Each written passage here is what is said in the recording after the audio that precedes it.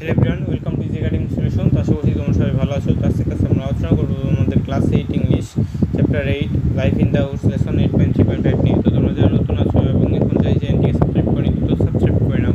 তো দেখো এখানে কি বলা হচ্ছে, রিড দ্য নোট বিল, অর্থাৎ নিচে নোটটা পড়ো and identify metaphors used in the poem in pets of tools, এবং ওই পোয়েমটায় কি কি তোমার মেটাফোর বা রূপক ইউজ করা হয়েছে সেগুলো নিয়ে আলোচনা করব। তো চলো আমরা শুরু করি।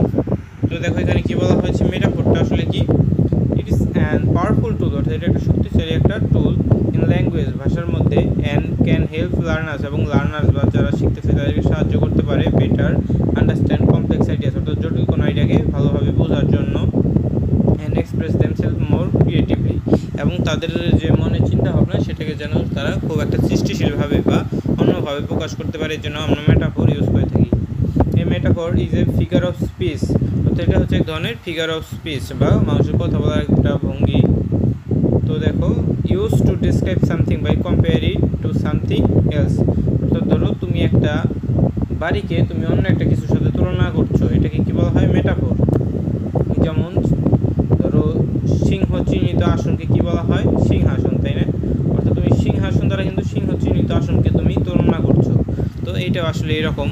তো দেখো আবার আনলাইক সিমিলিস, অর্থাৎ সিমিলির মতো না এটা আসলে।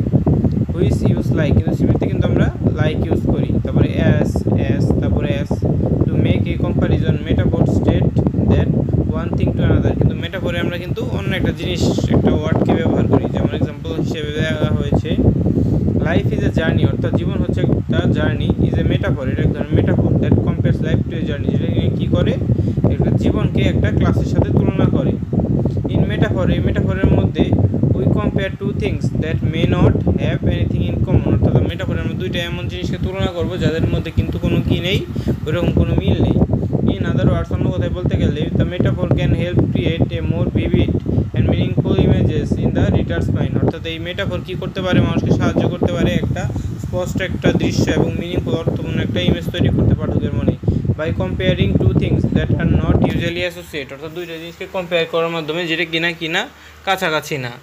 তো দেখো এরপরে কি বলা হয়েছে, this comparison can help to complex ideas in simple and interesting হয়, অর্থাৎ এটার ফলে কী হবে, আমরা যে কোনো একটা কমপ্লেক্স আইডিয়াকে কী করতে পারি, একটা খুব সুন্দরভাবে আমরা প্রকাশ করতে পারি একটা কমপ্লেক্স আইডিয়াকে।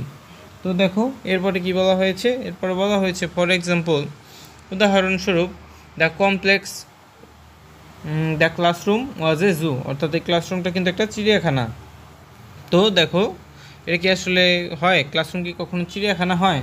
তো দেখো এটা কিন্তু ধারণাগুলোকে মিলিয়ে রেখেছে, যেমন চিড়িয়াখানায় যেমন জীবজন্তু আটকে থাকে, তেমনই কি ক্লাসরুমে শিক্ষার্থীরা কিন্তু কি থাকে, আবদ্ধ থাকে, তাই না?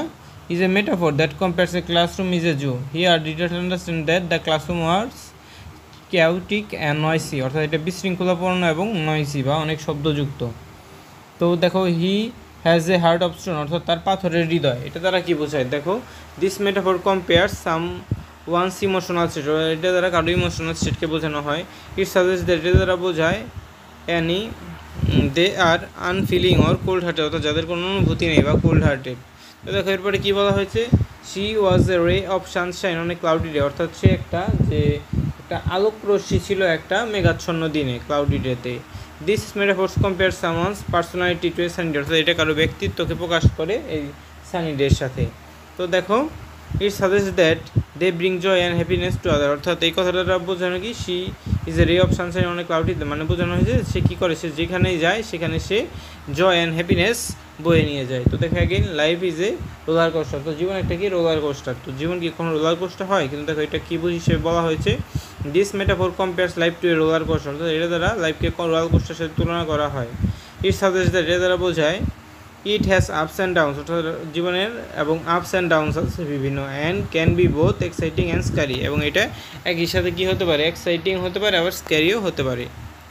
তো দেখো আশা করছি তোমরা এটা বুঝতে পেরেছো যে মেটাফোর আসলে কি। তো আজকে পর্যন্তই। তো এই ভিডিওটি ভালো লেগে থাকলে অবশ্যই ভিডিওতে লাইক এবং চ্যানেলটিকে সাবস্ক্রাইব করতে ভুলবে না। তো সবাইকে ধন্যবাদ জানিয়ে আজকে এখানেই শেষ করছি। পরবর্তী ক্লাসে আমরা যে নিচের অংশটুকু আছে 8.3.6 সেটা নিয়ে আলোচনা করব। তো সবাইকে ধন্যবাদ জানিয়ে আজকে এখানেই শেষ করছি। যারা এখনও চ্যানেলটিকে সাবস্ক্রাইব করোনি দ্রুত সাবস্ক্রাইব করে নাও।